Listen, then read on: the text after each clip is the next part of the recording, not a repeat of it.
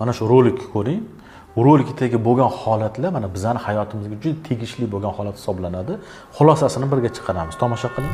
Мне поручено защищать вас и никому другому. Скажу честно, вас хотят отправить на электрический стул. Понятно. И вы совсем не волнуетесь. А это поможет? Начальство не всегда право. Но оно все равно начальство. Вы никогда не волнуетесь? А это поможет? Но, Рудольф, разве нет вероятности... Что дома меня ожидает расстрел? Да. Вы не волнуетесь? А это поможет? Xo'p, qaranglar endi. Nima xulosa chiqarishimiz kerak?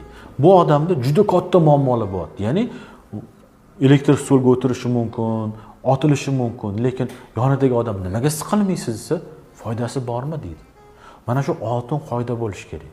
Bizani aholimizda, bizani odamlarimizda, ayniqsa ayollarimizda mana shu siqilish protsessi shunaqa yuqori cho'qqiga chiqqan. Mana bugun bo'lgan holat. Mana shu juda to'g'ri keladi. Bir ayol to'y qilyaptilar. To'y qilaman deb nevrozga tushib qolgan. Qarang. Mana to'y qilganlar eslasin. To'y qilmoqchi bo'lasizda, mablag' yo'q, kam. Lekin to'yning oxirida to'yingizni chiroyli o'tkazgandan keyin hisob kitob qilsangiz, qanchadir ko'p mablag' ishlatib bo'lasiz. Qayerdan oldim deysiz. Bu ya'ni Allohning barokati. Ya'ni sizni to'yingizga rizq yozilib bo'lgan. Xuddi shunday sizning muammolaringizda ham yechim yozilib bo'lgan. Faqat biz sababini qilishimiz kerak. Bo'ldi, qolgani yechimi yozilgan. Lekin afsuski bizning eng katta muammoimiz nimada? O'ylayveramiz, siqilaveramiz. Va buni natijasida nima orttiramiz? To'y qilib sahar orttiramiz. To'y qilib davrini orttiramiz. Ozgina hayotimizda muammo bo'lib qolsa, shuni siqilib o'ylarib qanaqadir kasallik orttiramiz. Qarang, qoida. Siz siqilsangiz ham shuni oxiri yechimi aniq yozilgan taqdiringizda. Siz siqilmasangiz ham xuddi shu yechim bo'ladi. Agar siz siqilsangiz yaxshi tomonga o'zgarib qolmaydi.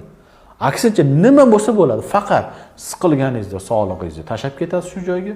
Siqilmasangiz sog'lig'ingizni o'zingiz bilan olib ketasiz. Ya'ni o'ylash, siqilish, bitta narsa ustida ko'p bosh qotirish sizni organizmingizni, ayniqsa salomatligingizni ancha yomon tarafga o'zgartiradi. Shuning uchun iltimos, bir muammoingiz bormi? Inshaalloh hal bo'ladi. Taqdir yozilib bo'lgan o'sha. Hal bo'ladi. Sababini qiling bo'ldi. Qolgani taqdirda yozilgan. Sog' bo'linglar, xonadoninglarda tinchlik, xotirjamlik, ofiyat tark etmasin. Bu juda muhim, ayniqsa ayollarga tegishli. Ko'p o'ylab siqilavermanglar. Bir kasallik orttirasizlar. Yaxshi kunlarda ko'rishaylik.